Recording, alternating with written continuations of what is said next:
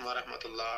مفتی صاحب کی بارگاہ میں یہ عرض ہے کہ یہ جیز کیش میں جو لون لیا جاتا ہے 3,000 5,000 10,000 اس کے اوپر کچھ یہ کٹوتی کرتے ہیں، مجبوراً آدمی لے لیتا ہے، اس کا شرعاً لینا کیسا ہے؟ درست ہے یا سود میں آ جائے گا؟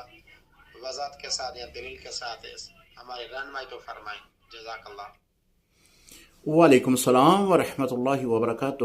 جیس اکاؤنٹ سے جو لون لیتے ہیں کیا یہ سود میں تو نہیں آ جائے گا؟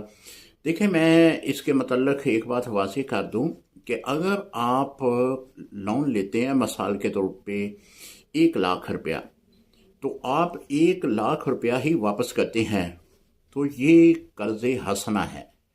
آپ یہ قرض لے سکتے ہیں، لینے میں کوئی مذائقہ نہیں ہے۔ جب آپ 1,00,000